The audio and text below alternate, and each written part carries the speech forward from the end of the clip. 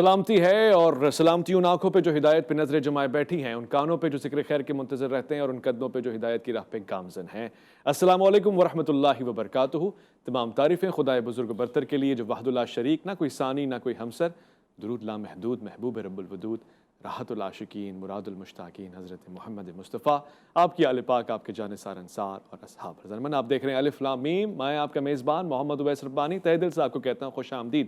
یہ تاریخ چلی آ رہی ہے کہ انسان اپنے گھر والوں کا دفاع کرتا ہے، چاہتا ہے کہ ان کو غیروں سے بچائے۔ ایک فطری عمل ہے، مرد چاہے کسی بھی معاشرے کا ہو، اگر پڑھا لکھا اور با تہذیب ہوگا تو وہ چاہے گا کہ وہ اپنے گھر والے، اپنی بہن بیٹیوں کی اور ان کی عزتوں کی حفاظت کرے۔ اسلام نے پورے معاشرے کی حفاظت کی ہے، ایک دوسرے کے شرور سے بچایا ہے، اور خاص طور سے خواتین کا ایک معیار، ایک مرتبہ بیان فرمایا ہے۔ سونا جو مرد پہ حرام کیا وہ عورت پہ حلال کر دیا، بلکہ اس کو تو زیب اور زین قرار دیا گیا۔ اسی طرح دیگر موقعوں پہ خاص طور سے کچھ ایگزمپشنز عبادات میں، خاص ایام میں خواتین کو حاصل ہو گئیں جو مردوں کو حاصل نہیں ہے، اور اسی طرح بارے دیگر ریشم کا پہننا اور دیگر معاملات میں خواتین کو ایک امتیاز حاصل ہوا۔ تو وہی دین جو یہ کہہ رہا ہے کہ مرد فوقیت رکھتے ہیں، یعنی قدامت رکھتے ہیں، یعنی لیڈرشپ کی پوزیشن رکھتے ہیں، وہ عورتوں کو بھی ان کا معیار بتا رہا ہے اور مقام بتا رہا ہے۔ ساتھ ساتھ عورتوں کو یہ بھی بتا رہا ہے کہ کیا چیز ہے جو تم پہنو گی تو تمہاری حفاظت ہوگی اور تمہارے ذریعے معاشرے کی حفاظت ہوگی۔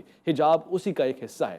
حجاب یعنی ایک عورت کا خود کو پردے میں رکھنا، مگر سوال یہ ہے کہ عبادت کے دوران خدا سے بھی حجاب ہوگا، کتنا ہوگا، کیسے ہوگا، کیا چیز ہے جو میں اپنے زیب تن کر سکتی ہوں جس سے غیر مائل نہیں ہوں گے؟ خوشبو اگر میں لگاؤں، میک اپ میں اگر لگاؤں تو پھر اس سے میرے خاوند کی رضا مقصود ہے یا پھر دیگر لوگوں کو، اور یہ بتانا کہ میری سوسائٹی کا اسٹیٹس کیا ہے، میں کون سے برانڈ سے تعلق رکھتی ہوں، کیا پہنتی ہوں، اور پھر غیرہ وغیرہ۔ خاص طور سے بازار میں جاتے ہوئے خواتین ان باتوں کا خیال نہیں رکھتی۔ میں آج کے اس پروگرام میں خوش آمدید کرنا چاہتا ہوں، بہت ہی پیارے لطیف انداز سے گفتگو فرماتے ہیں، قرآن و حکمت کی روشنی ہم تک پہنچاتے ہیں، اور ہمیشہ بڑے اعتدال کے ساتھ اس پروگرام میں اور ہر پروگرام میں خوبصورتی کے ساتھ گفتگو اپنی رکھتے ہیں۔ میں خوش آمدید کرنا چاہتا ہوں ڈاکٹر قاری خلیل الرحمان جاوید کو۔ السلام علیکم ورحمۃ اللہ۔ وعلیکم السلام ورحمۃ اللہ وبرکاتہ۔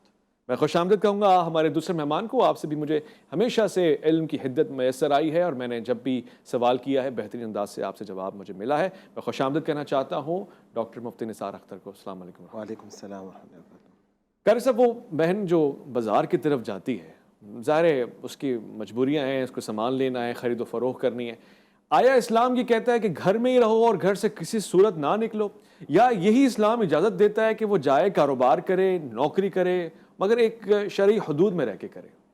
جی، یہ آپ کا جو آخری جملہ ہے یہی اصل اسلام کی منشا ہے۔ اب ایک عورت ہے، اس کا کوئی کمانے والا نہیں، مثال کے طور پر خاتون بیوہ ہو گئی ہے، مطلقہ ہو گئی، بچے بھی اس کے نہیں ہیں، یا ہیں تو چھوٹے چھوٹے ہیں، ظاہر بات ہے وہ عورت ہی اس کی کفیل ہے۔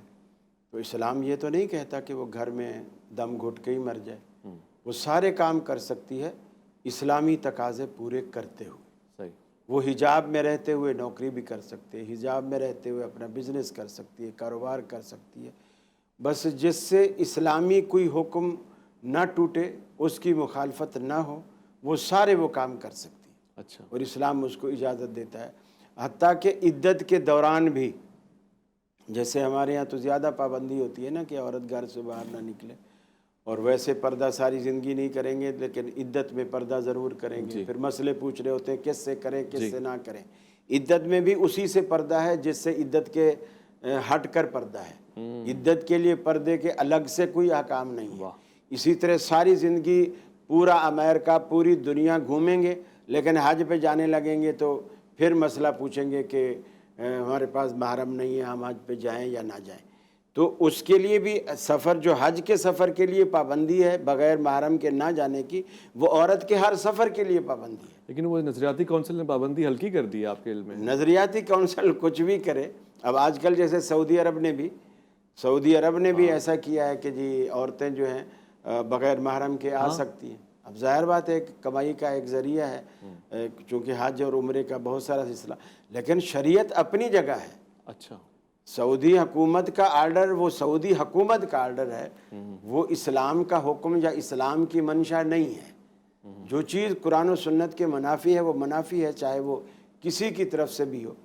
تو اس لیے وہ اسلامی تقاضے پورے کرتے ہوئے اپنے روزگار کے لیے بھی، حتیٰ کہ وہ عدت کے دوران بھی اگر اس کا کوئی کمانے والا نہیں ہے یا جہاں وہ جاب کرتی ہے اور جاب والے کہتے ہیں کہ جی اگر آپ 2-3 مہینے تک بیٹھو گی تو ہم آپ کو چھٹی دے دیں گے، پھر آپ فارغ ہو جاؤ گی، تو وہ بالکل جائے، پردے میں جائے، اچھا البتہ رات کو اسی گھر میں آ کے گزارے، اچھا، رات وہ باہر نہیں گزار سکتے. رات کو باہر نہ گزارے، رات کو اسی گھر میں گزارے. اور یہ جو شادی بیاہ کی تقریبات ہیں اور اس طرح کی کانفرنس ہیں دوسرے، جی ان کو اٹینڈ نہ کرے. نہیں کرے. نہیں، باقی اپنی ضرورت کی وہ ہر چیز کر سکتی ہے جو اس کو زندہ رہنے کے لیے جو بھی چاہیے، وہ اپنے سارے کام کر. ڈاکٹر صاحب پردے کی ضرورت کیا ہے؟ 21ویں صدی ہے، لوگ کہتے ہیں جی ہمارا معاشرہ، یورپین معاشرہ بھی تو محفوظ ہے، بلکہ وہاں تو کوئی ایسا کیس نہیں آتا کہ پردے کے اندر کاروبار چل رہا ہے، جسم فروشی چل رہی ہے. یہ اس معاشرے میں کیا ضرورت ہے کہ ہم ایک حجاب کریں اور ایک شرعی حجاب کریں؟ جی بسم اللہ الرحمن الرحیم. پردے کا حکم اگر ہم دیکھیں کہ قرآن مجید میں براہ راست یہ خطاب کس کو ہے، ان کے واسطے سے خطاب کن کے لیے ہے اور اس کی حکمت کیا ہے، علت کیا ہے، تو یہ بات واضح ہو جاتی ہے. جس وقت اللہ رب العزت کی طرف سے ازواج مطہرات کو پردے کا حکم دیا گیا ہے تو وہاں یہ فرمایا کہ ولا تبرجن تبرج الجاہلیت الاولی، زمانہ جاہلیت کی عورتوں کی طرح باہر مت نکلو، زیب و سنگار مت کرو. صحیح. اور اس کی وجہ یہ بتا دی کہ انما یرید اللہ لیذھب عنکم الرجس، کہ اللہ رب العزت چاہتے کہ تمہیں جو ہے نا پاک رکھے، تمہارے اوپر گندی نظریں نہ پڑے، گندی نظروں سے پاک ہو. پھر دوسری جگہ اللہ رب العزت نے جب مسلمان عورتوں کو پردے کا حکم دیا ہے تو وہاں بھی فرمایا کہ یا ایھا النبی قل لازواجک و بناتک و نساء المؤمنین یدنین علیہن من جلابیبہن. تو آگے وجہ یہ ذکر کی ہے کہ ذالک ادنی ان یعرفن فلا یؤذین، کہ پردے کا حکم یہ کہ پہچان لی جائے کہ یہ جو ہے نا معزز خاتون ہے، ان کو کوئی شہر میں کوئی تکلیف نہ رہے. پھر تیسری جگہ سورۃ النور میں جب پردے کا حکم دیا تو فرمایا کہ قل للمؤمنین یغضوا من ابصارہم ویحفظوا فروجہم ذالک ازکی لہم. صحیح. اور اسی طرح وجہ کیا ہے؟ تاکہ تم پاک رہو، یہ علت بیان کی. اور یہی حکم پھر آگے مردوں کے لیے بھی کہ آپ پاک رہو. پھر یہ عموماً یہ بات سمجھی جاتی ہے کہ پردے کا حکم جو ہے یہ صرف مطلب خواتین کے لیے ہے، اور خواتین مطلب مرد خواتین کو نہ دیکھے، خواتین اور مردوں کو دیکھ سکتی ہے. حالانکہ یہ بات بھی غلط ہے. جس طرح اپنے نظروں کی حفاظت مردوں کے لیے عورتوں کے لیے لازم ہے، مردوں کے لیے لازم ہے، اس طرح عورتوں کے لیے بھی لازم ہے. اس سلسلے میں ایک حدیث میں آپ کے سامنے بتانا چاہوں گا. وہ ایک واقعہ جو پیش آیا حضرت ام سلمہ رضی اللہ عنہ اور حضرت میمونہ رضی اللہ عنہ پیارے نبی صلی اللہ علیہ وسلم کے پاس بیٹھی ہوئی تھی. حضرت عبداللہ ابن ام مکتوم رضی اللہ عنہ تشریف لائے. وہ آنکھوں سے نابینا تھے. پیارے نبی صلی اللہ علیہ وسلم نے ان دونوں ازواج مطہرات کو حکم دیا کہ آپ ان سے پردہ کریں. تو آگے سے حضرت میمونہ رضی اللہ عنہ کی طرف سے یہ جواب آیا کہ یا رسول اللہ تو نابینا ہے، دیکھ نہیں سکتے. تو آپ نے فرمایا کہ آپ لوگ تو دیکھ سکتی ہو. صحیح. یعنی گویا کہ ایک ایسا حکم ہے، اتنا عام حکم ہے اور اتنا اہم حکم ہے، اس کی اہمیت کا اندازہ یہاں سے آپ لگا لیں کہ ایسی حالت میں بھی جو ہے نا پردے کا حکم ہے. تو اس حکم کی اصل وجہ یہ کہ معاشرہ صاف رہے، معاشرے میں پاکی رہے. صحیح. اور یہ جو جب معاشرے میں پردہ ختم ہوگا تو سب سے پہلی بات ہے کہ قرآن کا حکم اٹھ جائے گا. قرآن کے حکم کے حکم عدولی لازم آئے گی، اس کا وبال. دوسری بات یہ کہ جب پردہ ختم ہو جائے تو معاشرے کے اندر بے حیائی اور فحاشی پھیلے گی. اور ایسے اشخاص کے لیے، ایسے لوگوں کے لیے قرآن نے فرمایا کہ ان الذین یحبون ان تشیع الفاحشۃ فی الذین آمنوا لهم عذاب الیم. ان کے لیے دردناک عذاب ہے جو نا اس طرح فاحشات کو اور فواحش کو پھیلائے. اور یہ حیا جو ہے یہ تو ایمان ہے، یہی نہیں ہے تو پھر ایمان کیا ہے؟ حضور کی حدیث بھی موجود ہے. اس حوالے سے میں ایک مختصر سا وقفہ لینا چاہتا ہوں. جب میں لوٹ کر آؤں گا تو ناقدین کے سوال کو رکھوں گا. جی ہم اس زمانے میں پردہ کریں گے تو لوگ سمجھیں گے کہ جی ہم پرانے زمانے کے لوگ ہیں، آرتھوڈاکس ہیں، ہم اپنی قیود میں رہ کر بڑے پابند ہیں شریعت کے، اور ہماری نمازیں بھی پوری ہیں، اور ہمارا حجاب تو ہمارا ذاتی فیصلہ ہے. تو کیا یہ مملکت کا فیصلہ ہو سکتا ہے، ریاست کا فیصلہ ہو سکتا ہے؟ لوٹ کر آئیں گے. الف لام میم میں آپ کا انتظار ہے.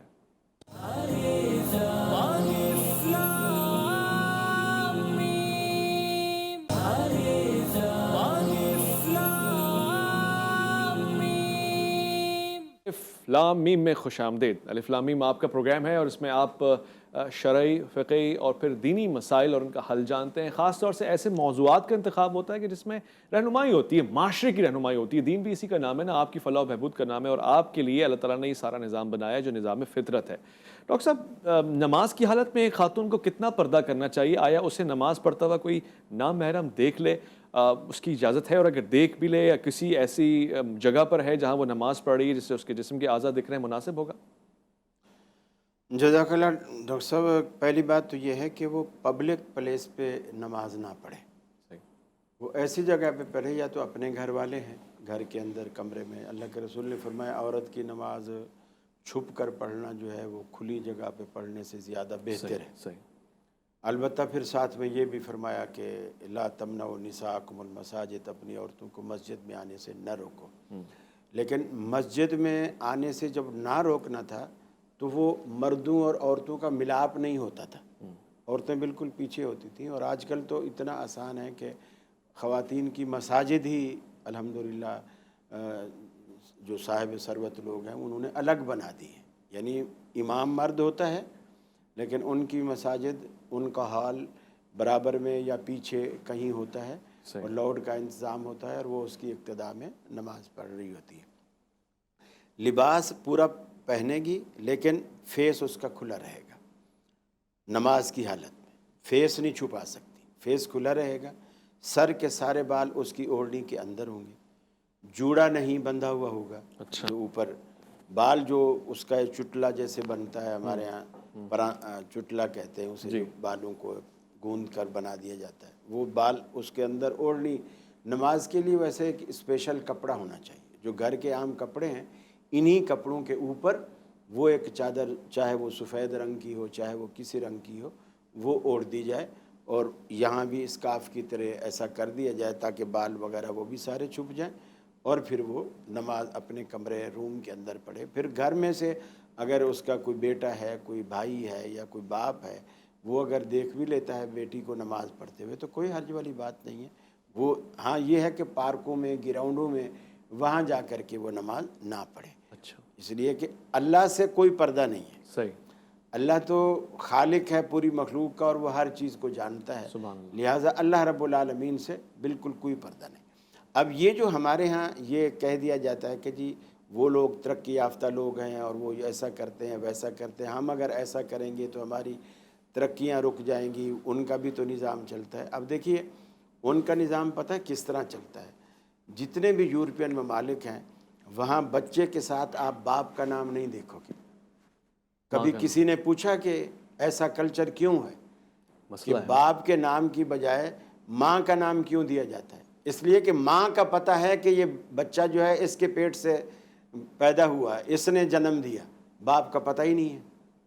इस्लाम ऐसे मुआशरे को बिल्कुल पसंद नहीं करता। फिर वो जिस चीज़ को वो आज़ादी समझते हैं, मसलन हवाई जहाज़ में अगर एयर होस्टेस बन के वो 400 बंदों को चाय सर्व करे, खाना सर्व करे, उनसे फिर खाली बर्तन वापस ले, और उनकी एक बेल बजाने पर जी हुजूर कहकर मुस्कराहट बखेर कर वहाँ सामने खड़ी हो जाए, इसको तो वो आज़ादी कहते हैं।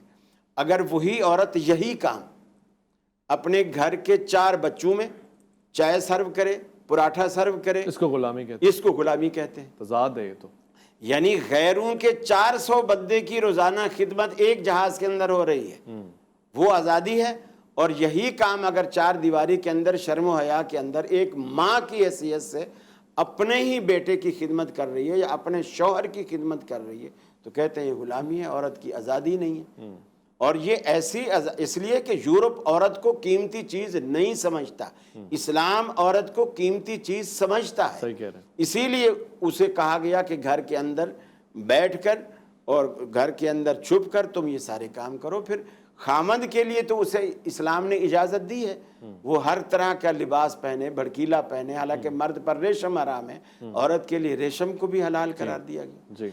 यानी वो जैसे कि आपने कहा कि सोना मर्दों पर हराम है, औरत के लिए उसे भी हलाल करार दिया गया। लेकिन अब ऐसा जुल्म हो गया कि वो दुल्हन जो सजती तो दूल्हा के लिए है, लेकिन उसको सबसे पहले मूवी मेकर देखता है। हो पिक्चर वाले सबसे पहले उसके पोज सबसे लेते पहले हैं। देखते हैं गाड़ी से निकली कैसे, साड़ी इसकी जो है वो किसने उठा रखी है, फिर स्टेज पे कैसे चढ़ी, फिर कैसे बैठी। अभी दूल्हा का नंबर ही नहीं आया। वो जो हजारों रुपए रोज ब्यूटी पार्लर से लगवा के जो आई है, वो अभी दूल्हा को देखने का मौका ही नहीं मिला है। तो वो सारे दूसरे दर्शन कर रहे हैं, सारे दूसरे कुछ देख रहे हैं। अब अगर डॉक्टर साहब आप इस बात को इतना डीपली देखिए, अगर 1 महीने बाद وہی مووی میکر جس کو میں نے 70-80 ہزار روپے دے کر بلایا کہ میری شادی کی فلم بنا، ویڈیو بنا، وہی مووی میکر اگر میری شادی کے 1 مہینے بعد میرے گھر پہ آئے، دروازہ بجائے، میں باہر نکلوں اور وہ بولے کہ جی آپ کی دلہن گھر پہ ہے، ہاں گھر پہ ہے، اس کو بولو جلدی سے تیار ہو جاؤ، آج میں بالکل فری میں مووی بناؤں گا، تو اب میرے جذبات جو ہیں وہ بھڑکیں گے۔ اب کیوں بھڑکیں گے؟ اب تو وہ پیسے بھی نہیں لے رہا، اب مفت میں اب اس کی غیرت جاگ رہی ہے کہ میری بیوی کی تو ویڈیو بنائے گا، تو اس کو پھر سیکھ پا بھی ہوگا، اس کو لڑنے مرنے میں تیار ہو جائے گا۔ اس وقت تیری غیرت کہاں جاتی ہے؟ شادی والے دن، شادی والے دن۔ اور اسی لیے اللہ کے رسول نے فرمایا اذا لم تستحی فاصنع ما شئت، ہے ہی نہیں۔ اے بندے یہ حیا جو ہے نا، یہ انسان کی بریک سمجھ لو یا گھوڑے کی لگام سمجھ لو۔ واہ، جب گھوڑا بے لگام ہو جائے یا گاڑی بغیر بریک کے ہو جائے، بریکیں فیل ہو جائے، تو پھر وہ کہیں مرضی ٹکرائے، وہ تو تباہ و برباد ہے۔ تو فرمایا اذا لم تستحی فاصنع ما شئت، اے بندے جب تیرے اندر سے حیا کا جنازہ اٹھ جائے تو پھر جو مرضی تیرے دل میں آئے وہ کر، تجھے کوئی روک ٹوک نہیں۔ اس سے ایک میں نقطہ نکالنا چاہتا ہوں اور آپ میری تصحیح تائید کیجیے گا کہ وہ دلہن جو شادی کے روز تیار ہوتی ہے، چاہے وہ میک اپ کر کے یا بیوٹی پارلر جا کے یا مہنگے ترین ڈریس پہن کے یا گھنٹوں گھنٹوں تیار ہو کے، وہ مہمانوں کے لیے نہیں ہوتی ہے، کیمرہ مین کے لیے نہیں ہوتی ہے، تماشائیوں کے لیے نہیں ہوتی ہے، بلکہ خالصتاً اس کی رضا یا اس کی نیت اپنا ہونے والا یا ہو چکا خاوند ہونا چاہیے، اور اگر اس کے سوا کچھ ہے تو پھر وہ غلط کام کر رہی ہے۔ یعنی اس پہ یہ ایک بہت بڑا مسئلہ ہے جس کو ہم نے آج تک سمجھا ہی نہیں ہے، کیونکہ ہمیں تو لگتا ہے کہ وہ اس وقت ایک شو پیس ہوتی ہے، سب آگے دیکھتے ہیں دلہن کیسی ہے اور دکھایا جاتا ہے کہ اس کی دلہن ایسی ہے، مگر یہ کہ اس کو آج سے یہ عہد کرنا چاہیے کہ میں اپنے خاوند کے لیے تیار ہو رہی ہوں، اور اسی میں اللہ تعالیٰ نے اپنی خوشنودی رکھی۔ لوٹ کر آئیں گے ایک مختصر وقفہ، ڈاکٹر صاحب سے مزید بات کریں گے۔ الف لام میم میں آپ کا انتظار ہے۔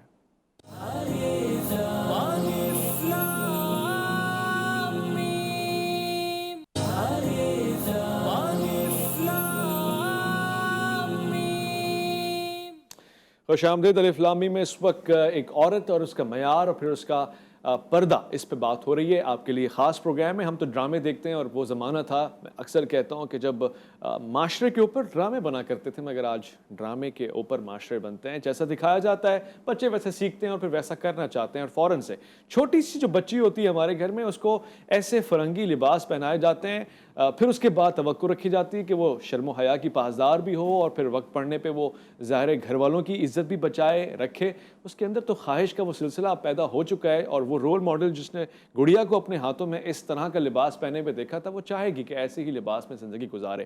کاش کہ کوئی گڑیا ایسی بھی ہو کہ جس کے سر پہ دوپٹہ ہو اور وہ برقعے میں ہو اور حجاب کرے، اور پھر اس کا انداز بھی مسکرانے کے ساتھ ساتھ عبادت گزار انداز سے ہو، مطیع اور فربردار انداز سے ہو۔ میں ڈاکٹر صاحب آپ کے ساتھ یہ سوال پوچھنا چاہتا ہوں کہ بچوں کی حجابانہ تربیت، یعنی ایک بڑا عجیب جملہ ہے، مگر اپنی بیٹیوں کو کس عمر سے حجاب سکھایا جائے؟ میرے ایک بہت اچھے دوست ہیں، یہ پروگرام ان تک پہنچے گا تو شاید ان کی حوصلہ افزائی ہو، یا پھر وہ سوچیں کہ پروردگار کہیں نہ کہیں مجھے عزت دی ہے۔ وہ کہتے ہیں میں نے پوری زندگی ان کو پردہ سکھایا، جس دن ان کی شادی ہوئی اپنی بیٹی کو بولا آج سے تمہارا شوہر تمہارا ذمہ دار ہے، میرے اوپر اب کوئی ذمہ داری نہیں ہے، چاہو تو پردہ کرو چاہو تو نہ کرو، اس کے حوالے ہے۔ تو اسی دن سے بیٹی نے پردہ اتار دیا۔ ایسے معاملات میں ایک باپ کیا کرے؟ اس کی کیا ذمہ داری ہے؟ کس عمر سے پردے کا حکم دے اور کیسے دے؟ بسم اللہ الرحمن الرحیم۔ بچوں کی جو تربیت ہے یہ والدین کے لیے ایک بہت بڑی آزمائش اور بہت بڑا امتحان ہوتا ہے، اور یہ صرف حقیقتاً تو یہ صرف بچوں کی تربیت نہیں بلکہ اولاد کی تربیت۔ اسی وجہ سے تو ایسے شخص کے لیے جنت کی خوشخبری دی ہے جو اپنی اولاد کی اچھی تربیت کرے۔ تو اولاد چاہے بیٹا ہو یا بیٹی ہو تو ان کی اچھی تربیت کرنا یہ والدین کی ذمہ داری ہے۔ پھر بیٹیوں کی لیول پہ ذمہ داری اور زیادہ بڑھ جاتی ہے۔ ہمارے ہاں عموماً یہ طریقہ کار ہوتا ہے کہ ہم اپنی اولاد کی بچپن میں تربیت نہیں کر پاتے، اور ہم یہ کہتے کہ یہ چھوٹے ہیں، ان کو بچپن میں آزادی دے دیتے ہیں، اسمارٹ فون دے دیتے ہیں، کئی ساری چیزیں موبائل میں گندی اور غلیظ چیزیں وہ دیکھ رہے ہوتے ہیں، ہم اس پہ پابندی نہیں لگاتے، اور اگر والدین میں سے کوئی ایک سائڈ پہ اس پہ آواز بھی اٹھائے تو دوسرے کہتے ہیں کہ ابھی چھوٹا ہے، اس کو بڑا ہو جائے گا، یا ابھی چھوٹی ہے بڑی ہو جائے گی تو یہ آسانی یہ جو ہے نا اس پہ مطلب سمجھ جائے گی۔ یہ ان چیزوں میں ہم کو ریلیکسیشن دے رہے ہوتے ہیں۔ پھر عموماً جا کے کسی ایسی اسکول میں ایڈمیشن کروا دیتے کہ جو کوئی ایجوکیشن ہو، تو پھر وہاں کوئی ایجوکیشن میں بھی جو ان کی تربیت جو اولاً تو پاکستان میں کئی سارے ایسے اسکولز ہیں، دینی اسکولز ہیں کہ جہاں دونوں کی تعلیم الگ ہو سکتی ہے، تو ہم اس کا خیال نہیں رکھتے، ان کو کوئی ایجوکیشن میں رکھ دیتے ہیں، پھر ان کی تربیت نہیں کرتے، ان پہ نگرانی نہیں کرتے، تو جب بعد میں وہ بڑے ہوتے ہیں وہ ہماری کنٹرول سے باہر ہوتے ہیں، پھر بعد میں پھر ہم شکوہ کر رہے ہوتے ہیں اور بعد میں کہتے ہیں کہ ہماری اولاد یہ ہے، لیکن پھر وہ شکوہ فضول ہوتا ہے۔ حقیقت میں بچوں کی تربیت بچپن سے ہی جو ہے نا وہ صحیح رول پہ کرنی چاہیے۔ چونکہ میرا تعلق یونیورسٹی سے بھی ہے، میں مختلف یونیورسٹیز میں کلاس لیتا ہوں، بعض اوقات دیکھتا ہوں کہ اسلام نے کیا حکم دیا ہے خواتین کے لیے، عورتوں کے لیے، بچوں کے لیے۔ جب وہاں اپنی آنکھوں سے دیکھ رہا ہوں تو صورتحال تو انتہائی افسوس ہو رہا ہوتا ہے، یعنی وہ جو حکم قرآن نے پردے کے بارے میں یہ دیا ہے، جو شریعت نے دیا ہے، اس پہ بالکل عمل نہیں ہو رہا تھا، اور اس کی اصل وجہ یہ ہوتی ہے کہ گھر سے ان کی تربیت نہیں ہوتی ہے۔ تو یہ والدین کی سب سے پہلی ذمہ داری ہے کہ اولاد کی تربیت کرے۔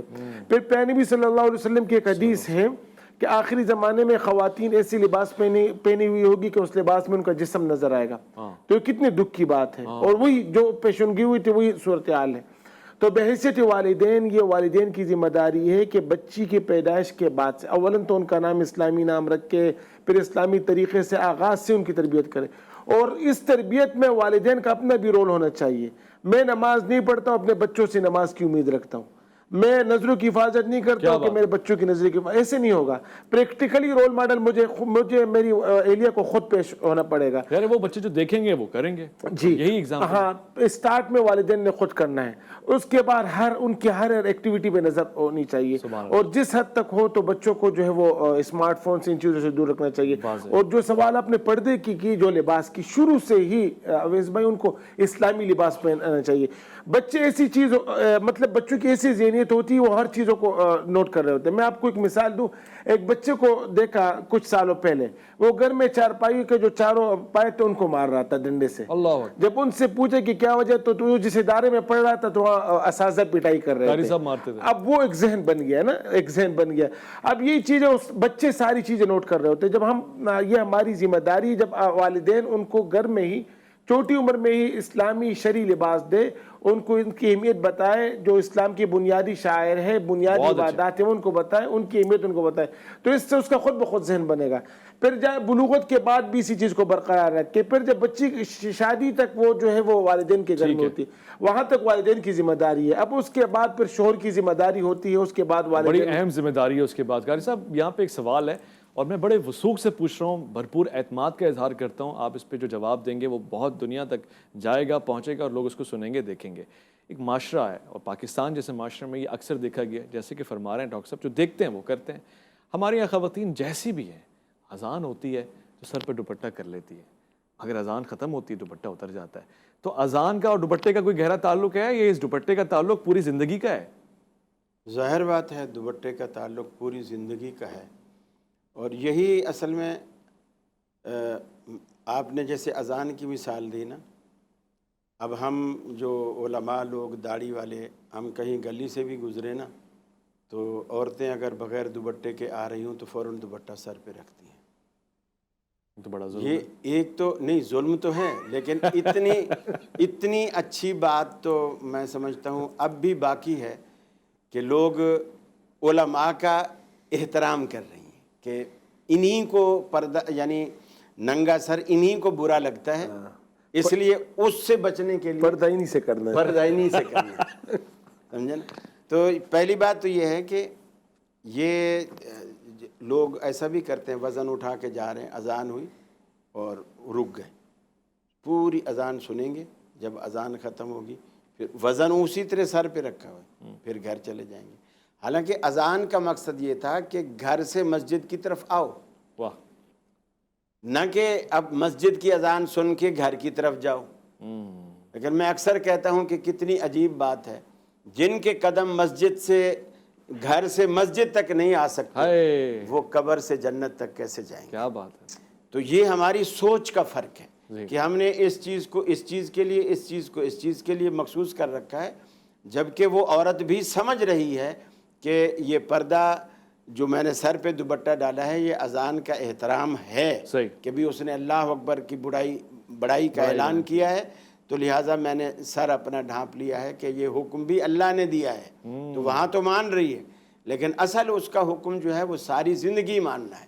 اسی طرح کچھ علماء غلطی کر رہے ہوتے ہیں، جب نمازی نماز کے اندر کھڑے ہوتے ہیں تو انہیں کہتے ہیں भाई अपने अपने कपड़े टखने से ऊपर कर लो, तो लोग कोई शलवारें पांचें मोड़ रहा होता है, कोई पैंट को फोल्ड कर रहा होता है। जी। ये तरीका गलत है। अच्छा। हालांकि इस्लाम ने कभी भी नहीं कहा कि नमाजी जब आए तो अपने पांचे ऊपर करे। वाह, इस्लाम का कल्चर ये है, मस्जिद के अंदर हो या मस्जिद के बाहर हो, दफ्तर के अंदर हो या फैक्ट्री में हो, वाह। उसका ये कपड़ा टखने से ऊपर ही रहना चाहिए। भाई क्या खूबसूरत मिसाल दी आपने। यानी हमेशा हमेशा के लिए इसी तरह होना चाहिए।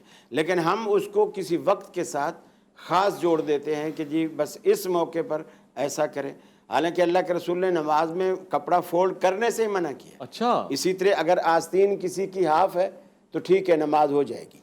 अगर आपकी फुल आस्तीन है तो आपको ये इजाज़त नहीं है कि आप फोल्ड करके यहाँ तक, गर्मी के दिनों में यहाँ तक आप फोल्ड करके खड़े हो। अच्छा कारी साहब, ये बाजमात और मस्जिद के अहकामात है या अगर कोई फुरादा घर में कमरे में मर्द नमाज पढ़ रहा है उसके भी ऊपर यही अहकामात हैं?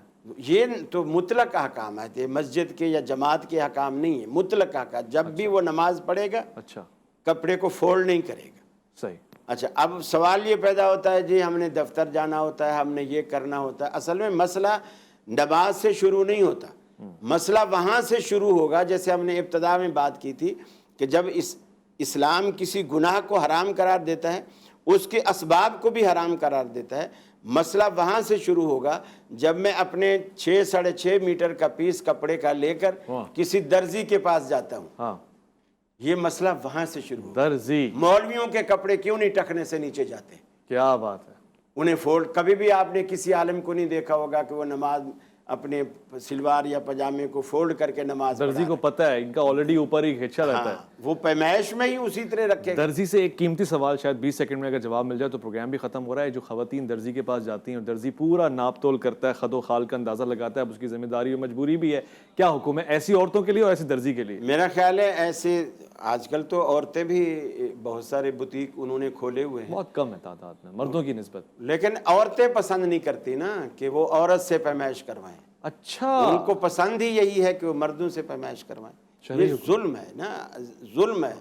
ज़ौक ये कोई कोई सोचता है, जैसे हिंदी ज़ुबान का एक मकूला है कि सुहागन वो जिसे पिया चाहे। वाह, ये उर्दू में भी इस्तेमाल होता है, सुहागन वो जिसे पिया चाहे। वाह, एक दुल्हन को जेवर पहनाया, कपड़े पहनाए, वो बेहतरीन बनारसी साड़ियाँ पहना दी, औरतें आती हैं, सहेलियाँ आती हैं, माशाल्लाह क्या खूबसूरत लग रही है, ऐसी जच रही है जी। लगता है कि जेवर बना ही तेरे लिए था। हाँ, तो वो मुस्कुराती नहीं, हाँ। खुशी नहीं होती। हाँ। आखिर उसकी माँ ही उसने क्या कम बख्त मारी, लोग तेरी तारीफ कर रहे हैं तेरे हुस्न की, खूबसूरती की, जेवर की, तू खुश नहीं होती तो कम से कम शुक्रिया तो कहे। जी, उसने कहा माँ मैं क्यों खुश हूँ, हाँ, सुहागन वो जिसे पिया वाह, चाहे। वाह, ये वाह। सारी जिंदगी मेरी तारीफ करे, लेकिन जिसके लिए मैं सजी हूँ अगर वही तारीफ ना करे तो फायदा क्या? तो मेरे सजने का फायदा ही सुभान क्या? अल्लाह। तो मुसलमान की जिंदगी उस रब के लिए है। अगर उस रब ने हमारी जिंदगी को पसंद ना किया तो फायदा तो क्या? हमारे सजने का खिजा फायदा की रुत में गुलाब लहजा बनाए रखना, कमाल ये है। हवा की जिद में दिया जलाना, जलाए रखना, कमाल ये है। ख्याल अपना, मिजाज अपना, पसंद अपनी, कमाल क्या है। जो यार चाहे वो हाल अपना बनाए रखना, कमाल ये है। मैं शुक्रिया कहना चाहता हूँ डॉक्टर साहिबान को और शुक्रिया कहना चाहता हूँ आपको डॉक्टर काली खलील रहमान जावेद साहब, साथ साथ डॉक्टर मुफ्ती निसार अख्तर साहब और आप। मैं दोनों को ये कहूँगा कि इस पैगाम को आगे बढ़ाइएगा। मुझे कोई गलती कोताही हो जाए तो मैं आपसे माफ़ी के तलबगार हूँ। ख्वाहिश करता हूँ कि इस प्रोग्राम को और इस पैगाम को दोनों को अपने अमल में आप उतारेंगे, अपना ख्याल रखेंगे, आप अपने से बढ़ के ख्याल रखेंगे मुल्क पाकिस्तान। वैसे आपके इख्तितामिये से मुझे भी एक बात याद आई, हुजूर, वो ये कि मजनू से किसी ने पूछा था कि हिजर अच्छा है या विसाल अच्छा है, हिजर अच्छा है या विसाल अच्छा है। मजनू ने कहा ना ही हिजर अच्छा है ना ही विसाल अच्छा है, यार जिस हाल में रखे वही हाल यार अच्छा है। सुभान अल्लाह। अपना ख्याल रखेंगे आप, अल्लाह की अमान में।